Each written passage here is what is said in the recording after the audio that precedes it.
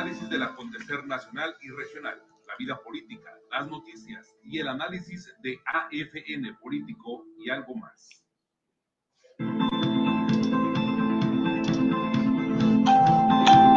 Es momento del análisis del acontecer nacional y regional, la vida política, las noticias y el análisis de AFN Político y algo más.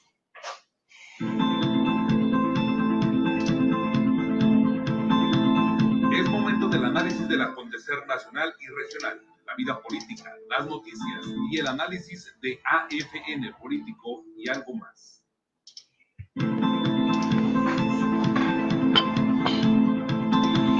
Es momento del análisis del acontecer nacional y regional, la vida política, las noticias y el análisis de AFN Político y algo más. ¿Qué tal? Muy buenas tardes, qué gusto saludarles, bienvenidos a la segunda edición de AFN Político y algo más. Muchísimas gracias por acompañarnos para compartirles esta información, la más reciente, sobre los acontecimientos más relevantes del menú informativo nacional e internacional. Doy la bienvenida a Jesús Ramón Zúñiga Barrera, gracias por acompañarnos esta tarde, bienvenido, muy amable. Bueno, pues mire, finalmente el demócrata Joe Biden se ha convertido ya en el presidente electo de los Estados Unidos de Norteamérica. El Congreso norteamericano concluyó los trabajos finalmente para certificar las elecciones y luego de este proceso, de este procedimiento, el presidente electo Joe Biden en un mensaje, en un discurso transmitido en Twitter, calificó de terroristas domésticos a los simpatizantes del mandatario saliente que irrumpieron en el Congreso el día de ayer en una jornada que dejó 4 muertos, ¿le recuerdo? Finalmente 4 muertos. El presidente electo de Estados Unidos acusó específicamente a Donald Trump de desencadenar un asalto total contra las instituciones democráticas. No fue desorden, dijo Joe Biden, no fue una protesta. No les llamemos manifestantes, era una turba de alborotadores, insurgentes, terroristas domésticos, dijo. Fue otra violación de un principio fundamental de esta nación. No solo vimos el fracaso en proteger a una de las 3 ramas del gobierno, sino un claro fracaso de practicar la justicia igualitaria, comentó este hombre, el demócrata. Remarcó que de haberse tratado de manifestantes contra el racismo, habrían sido tratados muy distinto. Nadie me puede decir que de haber sido un grupo de manifestantes de Black Lives Matter, no habrían sido tratados muy diferente que los alborotadores que irrumpieron en el Capitolio. Todos sabemos que eso es verdad. Lamentó que el miércoles haya sido uno de los días más oscuros en la historia de nuestra nación, un ataque sin precedentes contra nuestra democracia, y dijo que Trump es culpable de intentar usar una multitud para silenciar las voces de casi 160 millones de estadounidenses que votaron en noviembre. El presidente saliente, insistió el demócrata, ha hecho del desprecio a nuestra democracia, nuestra constitución, el Estado de Derecho, la norma en todo lo que ha hecho, y desencadenó un ataque sin precedentes contra las instituciones democráticas de Estados Unidos que derivó, afirmó, en la violencia de este miércoles.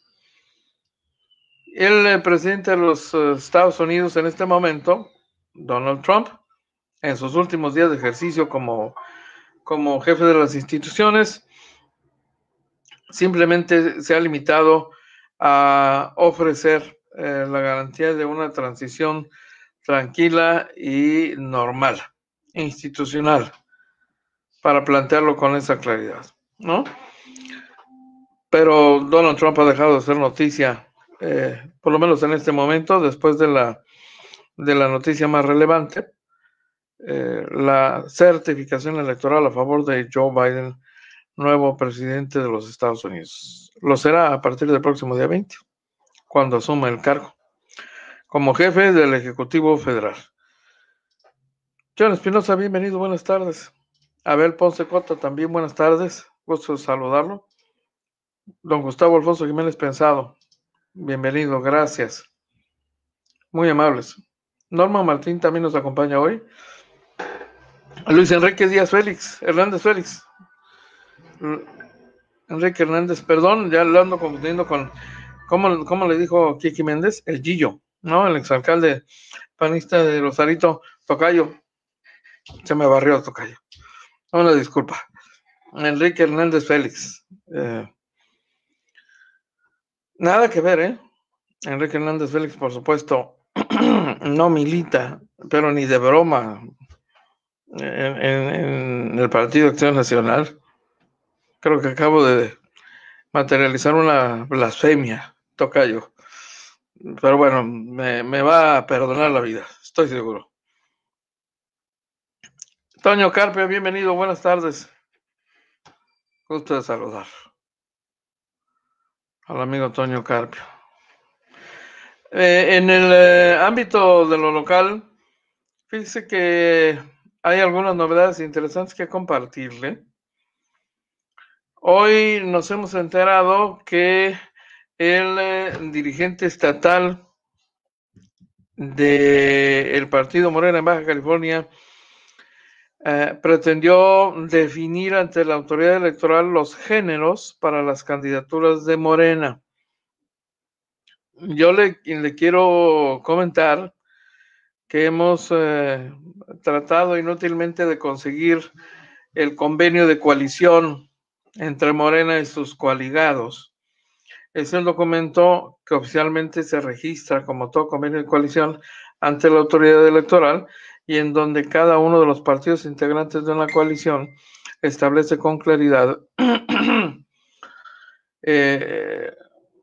qué distritos, qué posiciones, qué candidaturas serán reservadas para qué partido, así como el género también. Y mire, hoy le podemos compartir y están ya en el portal estas imágenes de un documento enviado al Instituto Estatal Electoral por alguien que fungió como representante titular ante el órgano electoral local. Me refiero a Hipólito Manuel Sánchez Zavala. Este hombre fue representante de Morena y entregó ayer al Instituto Estatal Electoral un documento mediante el cual da reversa a otro que había presentado el mismo en diciembre pasado, cuando era todavía representante de Morena, para, según esto, establecer los géneros que tendrían cada una de las candidaturas de su partido en la elección 2021. Este hombre reconoce que con aquel acto, es decir, la entrega del documento en diciembre pasado, se contribuyó a crear confusión respecto a la postulación de candidatos del partido Morena y advierte que el documento, que fue presentado el 28 de diciembre, fue dirigido por el entonces presidente en funciones de dicho partido, Ismael Burgaño Ruiz, pero sin tener facultades para eso, por lo que, según dijo, carece de validez jurídica. Ese documento establece que las candidaturas a presidentes municipales en Tijuana, Ensenada y Rosarito serían destinadas para hombres, en tanto que Tecate y Mexicali para mujeres, lo cual difiere pues con lo que ha trascendido en las últimas fechas. Le quiero mostrar la carátula de este documento, que es un documento muy interesante, por supuesto. A ver, por aquí lo tengo a la mano ya.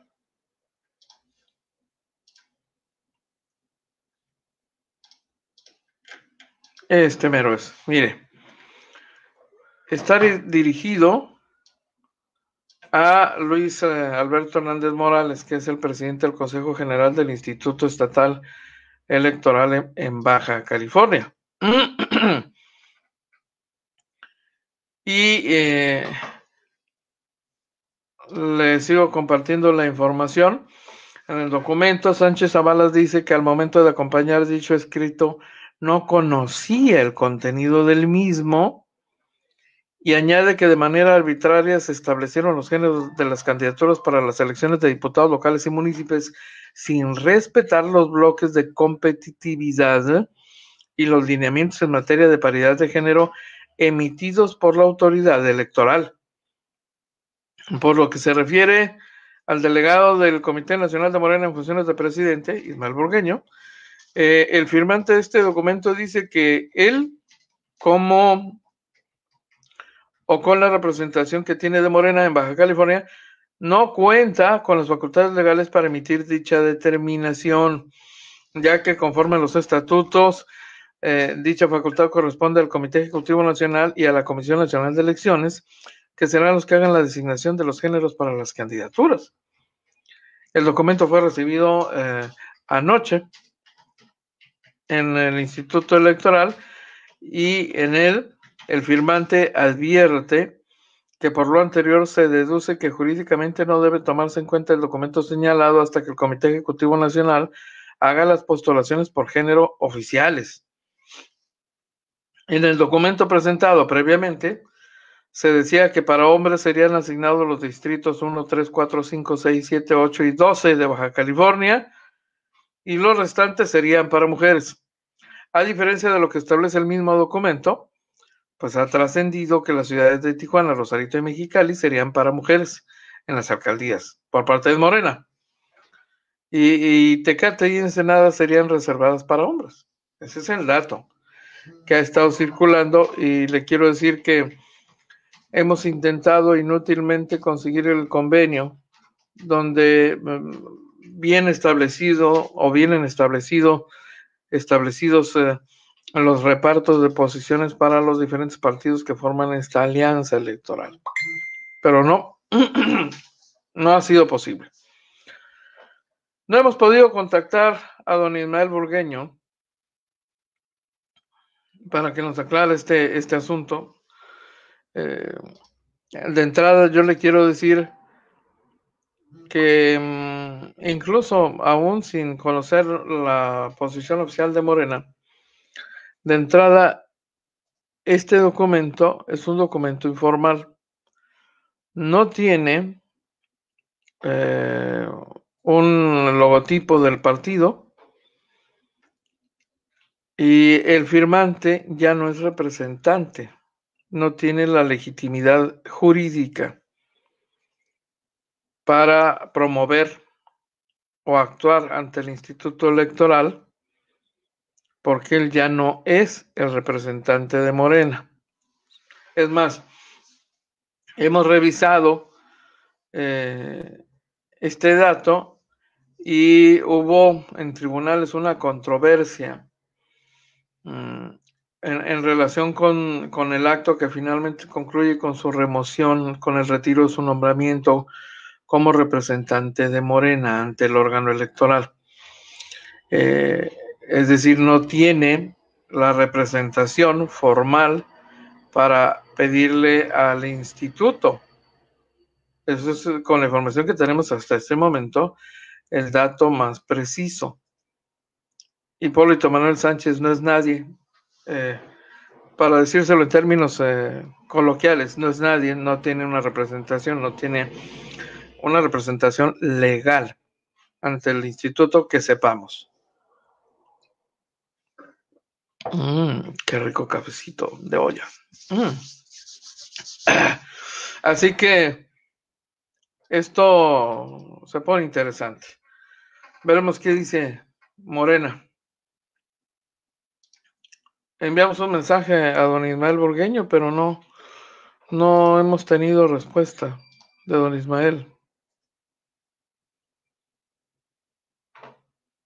Hasta el momento no. Definitivamente no.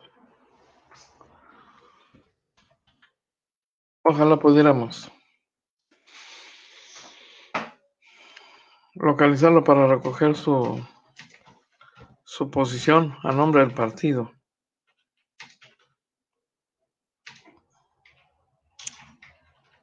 No, definitivamente no.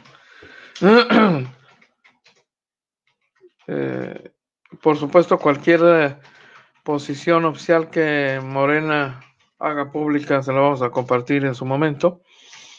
Y si alcanzamos a compartírsela, si se produce dentro de este espacio, se la compartimos aquí mismo. Si no, muy posiblemente sea en el transcurso del programa de esta noche, de la edición nocturna. Los reporteros del barrio también salen de noche. Eventualmente, incluso, tal vez, la posibilidad de un enlace con él para que nos clarifique el detalle, ¿no? Pero es muy interesante en la información que ya le ofrecemos aquí en el portal de Agencia Fronteriza de Noticias, pues el dato es muy, muy preciso. Tecate y Mexicali tendría candidatas a la presidencia municipal. Mujeres para Tecate y Mexicali. Hombres, Rosarito, Ensenada y Tijuana. Y para los distritos electorales, bueno, ahí está finalmente también el dato. Hombre en el distrito 1, mujer en el 2, hombres para el 3, 4, 5, 6, 7, 8, 7, 8, mujeres para el 9 y el 10 y el 11º distrito, hombre en el 12, y mujeres candidatas para los distritos 13, 14, 15, 16 y 17. Es un documento de SSI con logotipo de Morena, del Comité Ejecutivo Estatal de Morena, la coordinación jurídica. Es la imagen de este documento que también le estamos ofreciendo en la nota. Es más, se lo voy a compartir.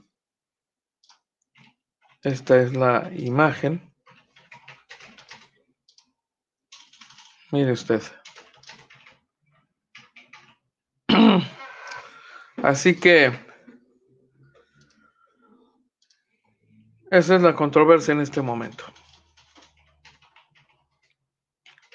Y ese es el documento firmado por Hipólito Manuel Sánchez Zavala.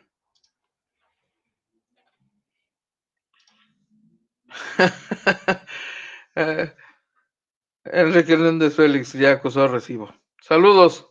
Regreso al Face por decreto de WhatsApp. Tendrán que aguantarme. Feliz año. Claro que sí, tocayo, bienvenido. Un placer. Leti Flores, qué gusto saludarla. Feliz año, bienvenida. Muy amable. Oiga, esto que le voy a compartir es una triste noticia. Es la confirmación de que Rubén Pérez, este hombre que trabaja para la empresa de Jaime Bonilla, PCN, ha perdido la vida. Es una víctima de COVID. Él había estado enfermo y bastante malito. Yo quiero decirle, finalmente, después de dar una batalla muy, muy intensa, muy ruda, ha fallecido debido a COVID. Y este dato lo ha difundido en redes sociales justamente una compañera de trabajo en PCN, que es Ana Gabriela Colina Batis. Es conductora de PCN. Habíamos tenido la oportunidad de conocer y tratar a don Rubén Pérez, uno de los colaboradores cercanos del hoy gobernador Jaime Bonilla Valdés. El otro, como usted recuerda, es Manuel Suárez Soto. Manuel Suárez Soto, con él son dos ya las víctimas de COVID. Un doble golpe para esta empresa, para su personal. Lamentable, verdaderamente. Descanse en paz, don Rubén Pérez. Nuestra consideración para todos los compañeros de trabajo de este directivo de la empresa PSN.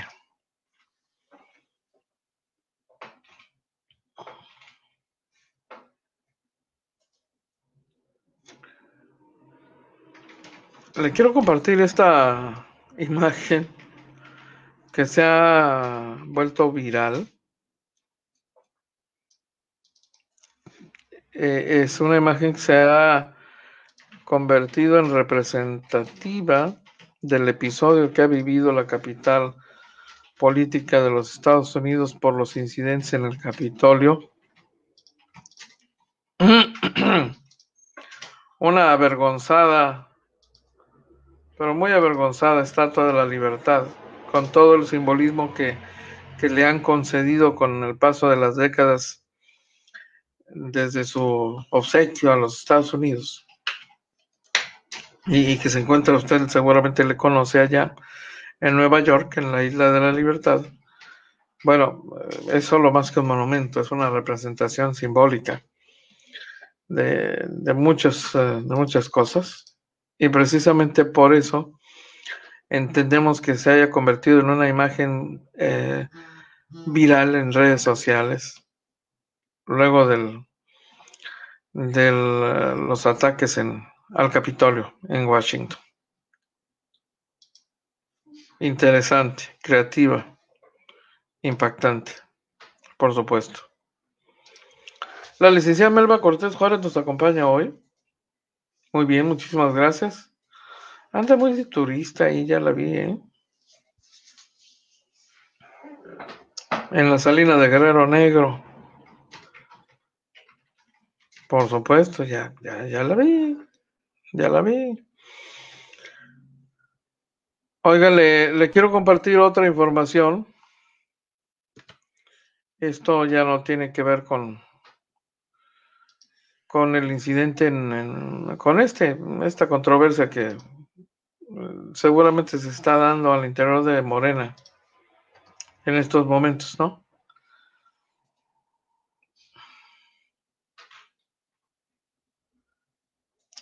Es la lista de los restaurantes, bares suspendidos por decisión de autoridad sanitaria en la capital del estado. Es un total de 20 negocios en el giro de bares como venta de producto principal. A ellos se ha dedicado la suspensión a través de COEPRIS, la Comisión Estatal para Prevención de Riesgos Sanitarios. Es el cierre de los bares que tenían un permiso provisional de restaurante. Es permiso provisional, es decir, eran bares, pero la única forma que se encontró para permitirles reactivar su operación, bueno, pues fue, oye, pues vende por lo menos botanas, ¿no? Ofrece un servicio de restaurante, aunque sea de tacos o algo así, que justifique que podamos autorizarte la reapertura cuando Baja California se hallaba en color naranja en el semáforo epidemiológico. Es decir, era un permiso provisional. ¿Y cuáles son esos negocios? Los 20. La Mañosa, La Caguamera, 686, La Teteta, El Cotorro, El Refuego, El Campesino, El Vasito, Siragüen, La Roca, Sport Bar, Frontera, Ícono, Vagabundo, Chutz, La Consentida, Scarface y La Chopería. Dos negocios del giro comercial de venta y producción de cerveza artesanal, que son 11 Perros y Coralillo. ¿Qué nombres, 11 Perros y Coralillo, dos negocios de cerveza artesanal, también están en la lista.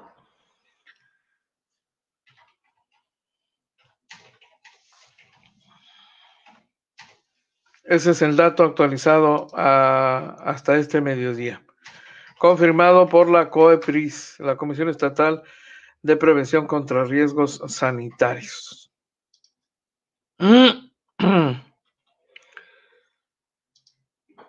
Gabriel Pérez Torres, qué gusto saludarte. Un placer. Bienvenido. Rosarito es intocable. Bares han permanecido abiertos durante toda la pandemia. Sí, tenemos reportes de que algunos negocios allá en la hermana República de Rosarito siguieron operando, ignorando las disposiciones sanitarias vigentes. Así que, bueno, finalmente no descartamos que la autoridad sanitaria voltee sus ojos al resto del estado y comience a clausurar también negocios, antros, para ser más específicos. A menos que por su cuenta tomen la decisión de cerrar operaciones en este momento y hasta que la autoridad no determine lo contrario. El doctor Hugo López-Gatell, el rockstar de la Secretaría de Salud a nivel federal, va camino a Argentina. Va a conocer la experiencia de la vacunación contra el COVID. Así que el subsecretario explorará la experiencia de la vacuna rusa Sputnik 5. De hecho, se va a reunir con el presidente argentino. Así que, les digo que el doctor López-Gatell, a pesar de las críticas enderezadas en su contra en los últimos meses, porque parece que su popularidad ha sufrido algún deterioro importante, sigue teniendo cancha muy amplia en el sector salud y reconocimiento internacional incluso. Entonces, pues evidentemente con la representación mexicana va a visitar Argentina, uno de los un país donde se prevé la producción de la vacuna de AstraZeneca y Oxford. Les recuerdo que el producto estará aplicándose también en nuestro país después de la autorización para la vacuna de la empresa Pfizer. La otra es la producida conjuntamente por la Universidad de Oxford y AstraZeneca. Así que va a regresar hablando así el amigo López-Gatell y va a llegar tomando mate, ¿no? Y comiendo bife, seguramente. ¿Qué cosas?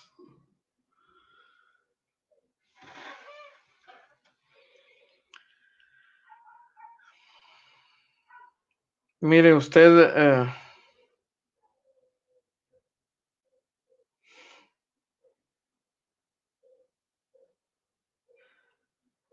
el expresidente Felipe Calderón Hinojosa se atrevió a publicar en redes sociales un mensaje en redes sociales para pedir ayuda, apoyo urgente para hospitalizar a un paciente grave de COVID que no tenía seguro médico ni recursos para pagar su atención. Se trata de una mujer identificada como Norma Saucedo, ex coordinadora estatal de México Libre, el proyecto político de los Calderón. Bueno, de Calderón y de su esposa, ¿no? Entonces, en cuanto apareció el mensaje del expresidente, le han tundido, bueno, no sabe, ¿eh? Fíjense nada más, ¿eh? Si pueden, ayuden, por favor. Arroben a Norma Saucedo. Sí, así lo escribió. Arroben. a Norma Saucedo, ex coordinadora estatal de México Libre, y de inmediato una gran cantidad de usuarios le respondieron que llevara al enfermo a uno de los 1,000 hospitales inexistentes que dijo haber construido en su sexenio, o que les mandara un cheque del dinero que te robaste para que pagaran un hospital privado. Hubo seguidores del expresidente que le dieron sugerencias sobre qué hacer para resolver el problema y que por supuesto lo defendieron de su gestión, al señalar que el sistema de salud estaba mejor en el sexenio calderonista e incluso con Peña Nieto que ahora con el presidente López Obrador.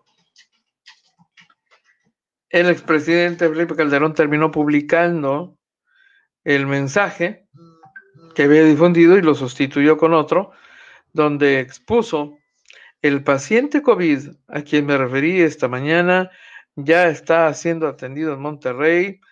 Muchas gracias a todos y a la Secretaría de Salud del Estado de Nuevo León. Manuel de la Oca Vasos, que es el titular de la dependencia, explicó que hoy temprano por la mañana recibió una llamada de Margarita Zavala, esposa del exmandatario, donde le pide ayuda para un familiar de Norma Saucedo. Me comuniqué con Norma Saucedo, ella tiene enfermos a su papá y a su mamá, tiene internada también a una hermana y le mandé una ambulancia al hermano, que también estaba enfermo en su casa. Ya está siendo atendido en el Hospital Metropolitano, dijo el funcionario al ser cuestionado por la prensa. El funcionario rechazó que se esté politizando el tema de la salud, pues por el tuit que publicó el exmandatario pidiendo que se arrobara a la excoordinadora de México Libre, al desconocerse que era familiar para quien pedía apoyo, se podía interpretar que estaba sirviendo como intermediaria para conseguir atención para pacientes COVID a nombre de la agrupación política, que por cierto no pudo conseguir el registro como partido en 2020. Aquí la salud no se politiza, que no se meta la política. Se trata de ayudarnos entre todos, no debemos politizar nada, ni las vacunas ni la atención. La salud no se mezcla con colores ni nada, dijo el secretario, ¿no? El secretario de Salud del Estado de Nuevo León. No hay misericordia, ¿eh? Y quién sabe cómo le vaya al presidente Andrés Manuel López Obrador al terminar su gestión.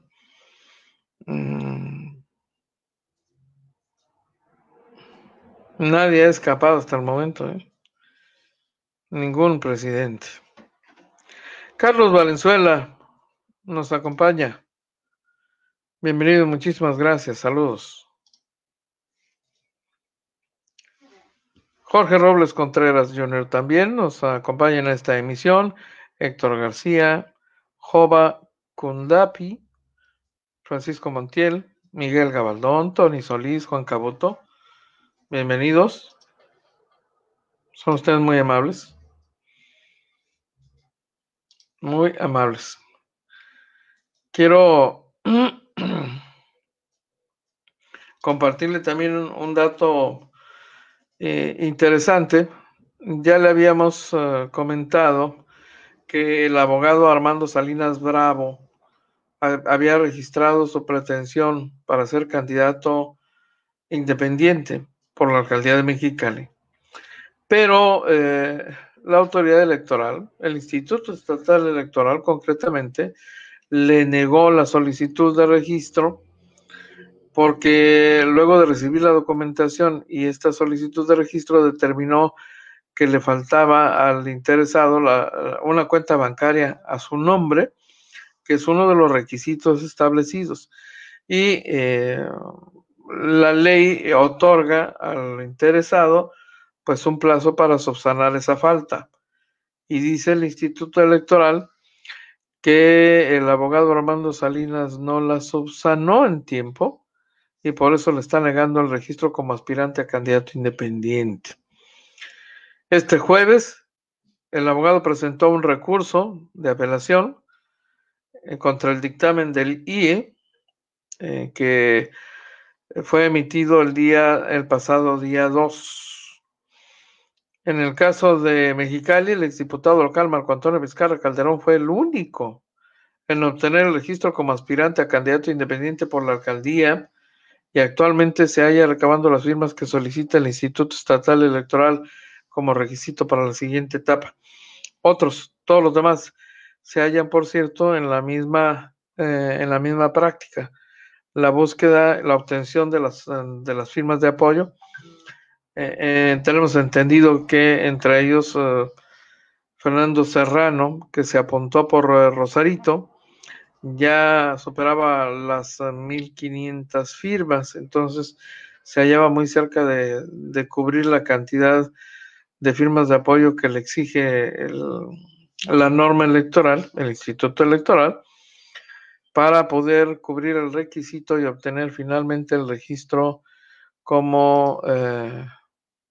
y convertirse en candidato, porque ese es el siguiente paso en la ruta para participar en la elección, para buscar el cargo.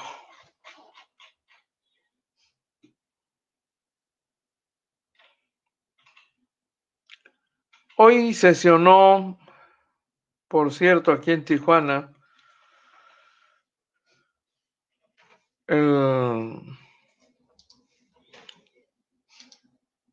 le comparto el dato concreto.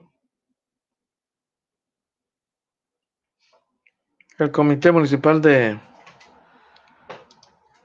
Protección Civil sesionó formalmente, es la tercera sesión ordinaria, de hecho, del Consejo Municipal de Protección Civil. Un tema importante ahí fue, por supuesto, el abordaje de la atención de la pandemia y lo relativo a la vacunación y a todas las acciones de orden municipal que se llevan a cabo para prevenir el contagio en la ciudad.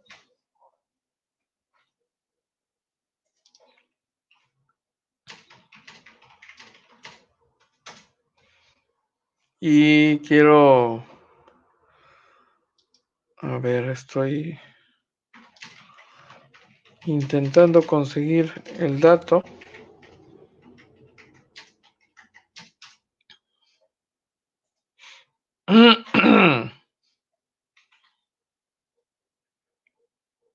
No, todavía no tenemos aquí el dato completo. Se lo vamos a proporcionar posteriormente. De todas maneras, la información correspondiente usted podrá encontrarla en unos minutos más en el portal de Agencia Fronteriza de Noticias. El resultado de la sesión. Por supuesto que sí.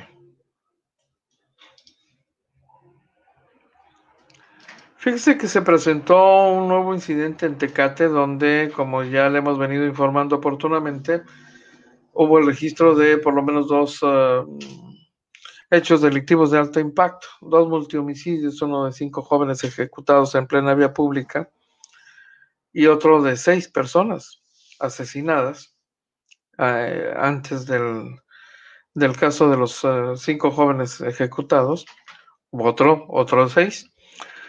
Y está el caso de una agresión armada contra agentes de la Guardia Nacional y el hecho de que hombres armados intentaron incendiar unidades de la Fiscalía General del Estado en Tecate. Esto ocurrió en la colonia El Descanso. Varios sujetos desconocidos rociaron de gasolina y prendieron fuego a diversas unidades de la corporación. Los delincuentes fueron descubiertos por los oficiales, subieron a una camioneta Chevrolet Tajo para huir sobre la carretera libre con dirección a Tijuana. Hubo detonaciones en contra de los agentes que los seguían y en la huida el vehículo volcó finalmente en la zona conocida como el Paso del Águila. Los delincuentes huyeron corriendo, pero uno de ellos fue detenido. El resto logró ocultarse entre los cerros, pero uno de ellos sí fue detenido. Fueron encontrados 2 autos dañados un vehículo Ford F-150 y un Nissan color blanco, los cuales presuntamente intentaron robar para huir. El detenido no ha sido identificado oficialmente, solo se informó que se trata de un hombre de 25 años aproximadamente y se investiga su presunta relación con grupos del crimen organizado que operan en Tecate.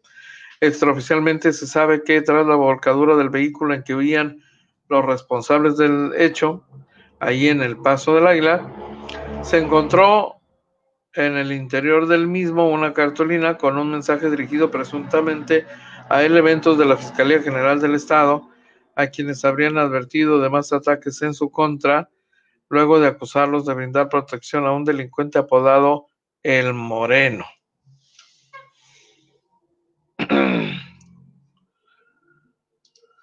Uno más, bueno, un pelo más al gato, ¿no? Tecate está hoy bajo la mira, después de esta sucesión de hechos delictivos de alto impacto, que ya son muchos, que ya son destacados por la dimensión que han alcanzado. Jorge Robles, saludos, un placer. En la Estela de Luz también. Qué sangriento, amigo Toño. En la Estela de Luz también lo pueden atender al paciente. Bueno, a Norma Saucedo, creo que se llamaba la persona a la que se refería el expresidente Felipe Calderón Hinojosa. No se nos escapan, ¿eh? Nadie se escapa, amigo. Primero los ponemos en un altar y luego los bajamos a pedradas. O esperamos ya que estén abajo del pedestal y entonces los apedreamos. Qué curiosos somos los mexicanos, ¿no? Usted recuerda que le había hablado ayer mismo y hoy esta mañana sobre una enmienda que se pretendía invocar para destituir al presidente Donald Trump. Bueno, me refiero a la enmienda 25. Sucede que hoy la presidenta de la Cámara de Representantes, Nancy Pelosi, llamó a invocar la enmienda 25 para destituir a Donald Trump después de los disturbios en el Capitolio el día de ayer. Me uno al liderazgo demócrata en el Senado al pedir que el vicepresidente remueva a este presidente invocando de forma inmediata la enmienda 25, dijo en conferencia de prensa. Advirtió que si el vicepresidente Mike Pence y el gabinete no actúan, el Congreso podría estar preparado para continuar con un proceso de destitución que es el sentimiento abrumador que prevalece en mi caucus y entre el pueblo estadounidense. Lo mismo había hecho un poco antes el líder demócrata en el Senado, Chuck Schumer, que justamente llamó a invocar la misma enmienda que permite destituir a un presidente en caso de incapacidad para ejercer el cargo. Bueno, pues todavía no se salva de esa posibilidad Donald Trump. ¿Quiénes son las 4 víctimas fatales de los incidentes de ayer? Ya están identificados, ¿no?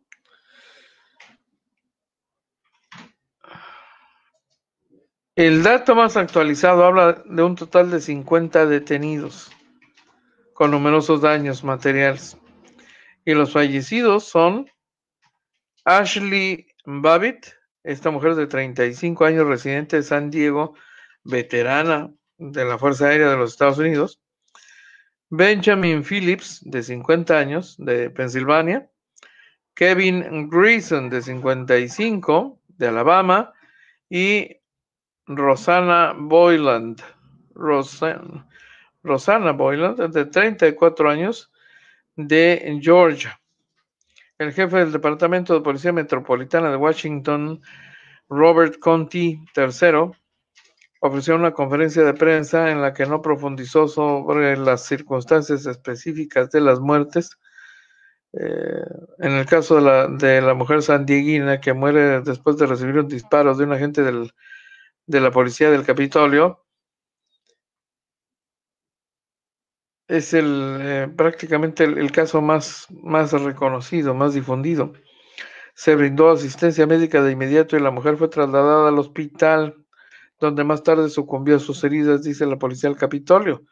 La licencia del agente que acabó con la vida de Babbitt, cuyo nombre no ha trascendido, fue suspendida hasta el fin de la investigación de este suceso por parte de la misma policía del Capitolio y la policía metropolitana del Distrito de Columbia.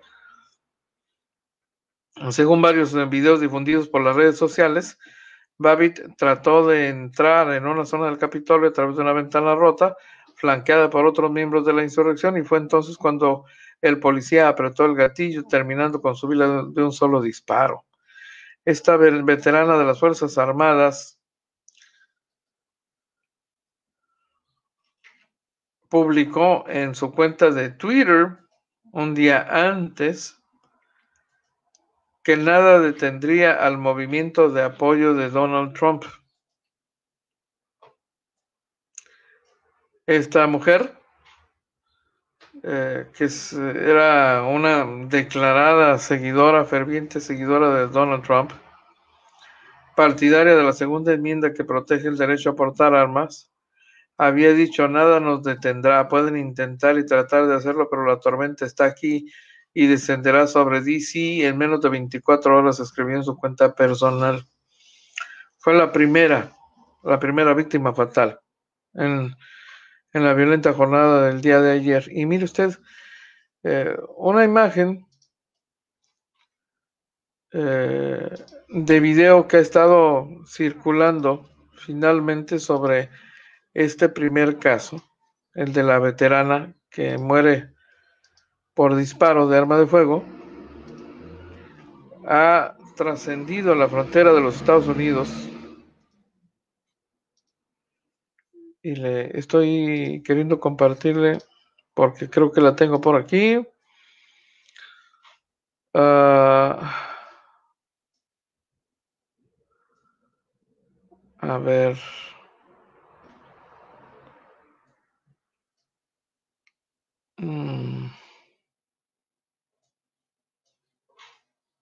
No. Les digo que aquí hay duendes de pronto, ¿eh? Hay algunos duendecillos. Bueno, el periódico español El País, ha reproducido en su sitio la imagen de un fotoperiodista independiente, un videoasta. Él se dedica a capturar noticias en video, y es ese video justamente el que le ha dado la vuelta al mundo, y en el que se escucha primero, en el conjunto de personas ingresando al Capitolio, el sonido del disparo, y enseguida la confusión, los gritos y la intervención de todos los presentes para atender a la veterana que recibió este disparo de un policía. Y en el momento en que le están ayudando a tratar de incorporarse, primero a verificar dónde pudo haber recibido la herida de bala, y a tratar de auxiliarle para que reciba atención médica.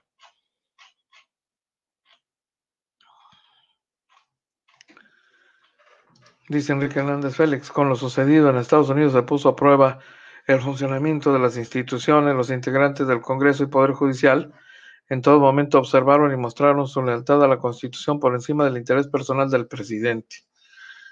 ¿Es lo que le digo? ¿No? Justamente le comentaba algo de esto, cómo había puesto a prueba el sistema legal de los Estados Unidos a las instituciones. y al entramado constitucional, principalmente. Bienvenida, Margarita. Saludos, bienvenida. Eso es lo que ha estado ocurriendo. A ver, sí.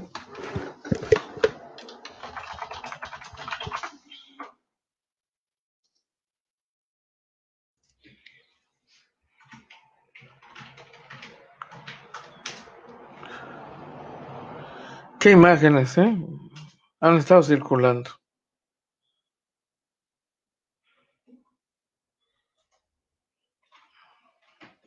¿Qué imágenes? Una de las imágenes que ha dado vuelta al mundo entero es el momento en que algunos de los manifestantes bajan la bandera de los Estados Unidos y sube una bandera de Trump. La sustituye con una bandera de Trump. ¿Qué escenas estas, Increíbles escenas.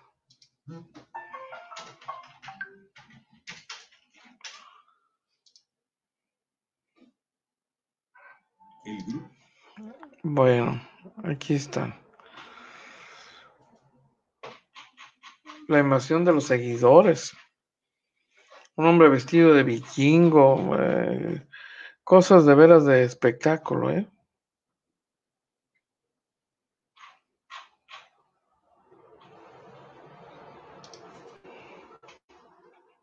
En fin. Hasta ahí el dato. En los próximos días seguramente estaremos viendo algunos pormenores y algunos detalles ya abordados con más profundidad y seguimiento por medios de comunicación respecto de los diferentes grupos participantes en esta manifestación que terminó en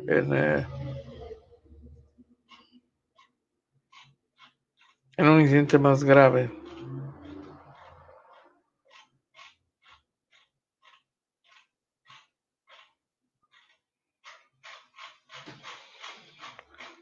Pero pues mientras tanto, el tema de la rebelión en Washington sigue siendo nota fuerte. La exregidora Julieta Aguilera Castro. Tecate no era así, dice, en la administración pasada, bajo la dirección de la alcaldesa Nery Fuentes y el director de policía Francisco Castro Trenti. La experiencia, la preparación y la voluntad hacen la diferencia. Pues yo sé que algunos dirán, pues está hablando porque pues es familiar suyo Francisco Castro Trenti. Bueno, puede ser, pero mire, creo que tiene razón Julieta Aguilera, la exregidora de Tijuana. No recuerdo yo que estando Francisco Castro Trenti como titular de la policía hubiera, pero ni por asomo, incidentes tan graves como estos. Tiene razón. No le puedo decir que no a Julieta Aguilera Castro, además de agradecerle que nos acompañe.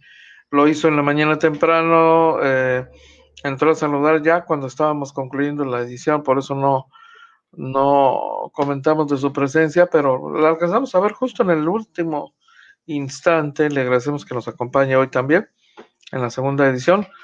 Tiene razón, no era así. No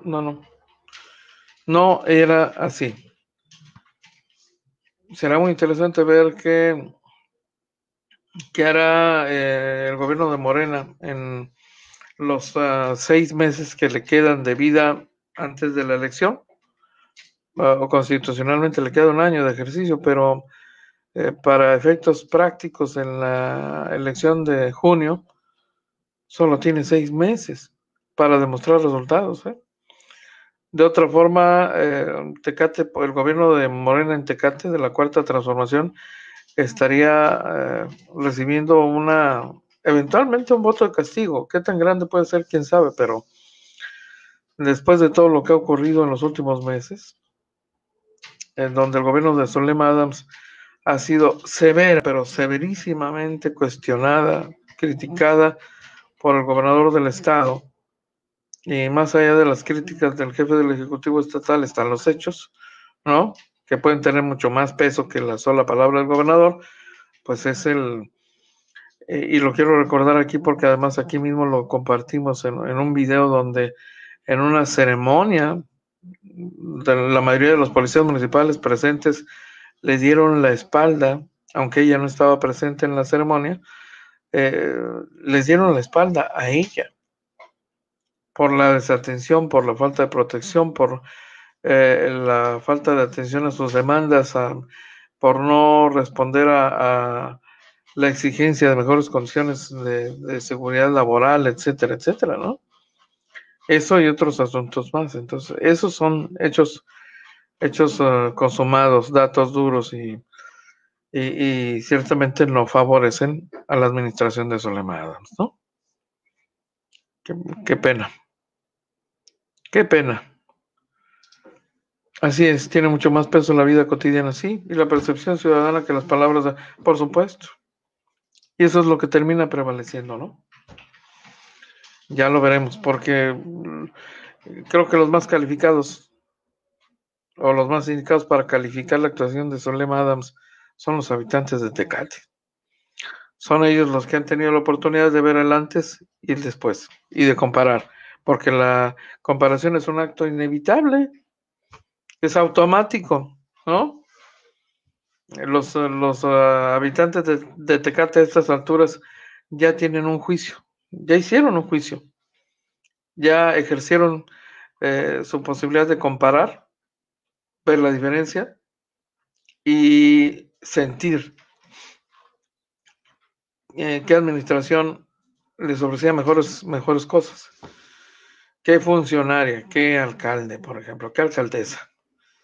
Así que vamos a tener que ver con mucho detenimiento y con una lupa más o menos grande, choncha diría yo, el resto de la gestión de Zulema Adams de aquí a la fecha de la jornada electoral para tratar de entender el resultado electoral que podría estarse dando en Tecate.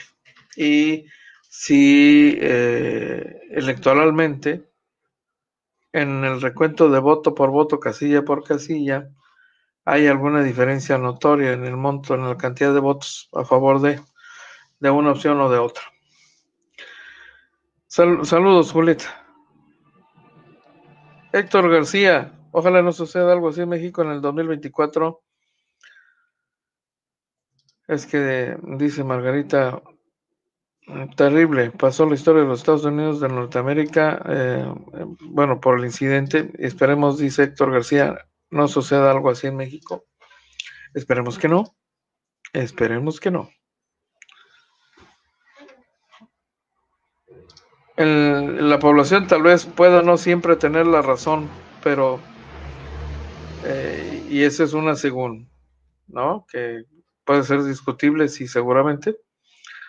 La ciudadanía quizá no siempre pueda tener la razón, pero sí tiene el derecho a decidir una u otra cosa, a votar y a elegir con un voto una opción política, o la misma o una nueva. Y ese derecho es indiscutible, ¿no? Y cada vez es más difícil que alguien le pueda arrebatar ese derecho a los ciudadanos. Muchas cosas han pasado políticamente en Baja California, en el país entero. Así que hoy es cada vez más difícil que alguien pueda robarle a un ciudadano la posibilidad de elegir una opción política y electoral. Oiga, que ya, ¿a poco ya me pasé? Hombre, pero ¿por qué? Yo protesto, ¿eh? Esto no me gusta. ¿Ya pasan de las 2? Pues caray. Oiga, es un verdadero privilegio haber contado con su sintonía para esta edición. Le agradezco enormemente su acompañamiento esta tarde y le invito a que en punto de las 3 de la tarde sintonice usted, si le parece buena idea, la edición nocturna. Anoche tuvimos como invitado al dirigente estatal del PRD, que es integrante de este proyecto de coalición, PRI-PAN-PRD, y nos faltaría solamente Carlos Jiménez, dirigente del PRI, para cerrar el círculo con los representantes de las 3 fuerzas políticas que integran esta coalición político-electoral rumbo a junio de este año. Pero por lo pronto la entrevista de anoche está disponible en la retransmisión a través del canal 73 de CNR estatal, opción de televisión por cable. Y hoy en la noche, en vivo, agradeceremos su acompañamiento para Los Reporteros del Barrio También Salen de Noche. Mientras tanto, que tengan una tarde excelente, buen apetito, disfruten de sus alimentos y disfruten a sus seres queridos. Y es todo por hoy. Lo invitamos para que nos siga de lunes a viernes, de 12 a 1 de la tarde por este canal. Agencia Fronteriza de Noticias es el portal de noticias más influyente y que sí se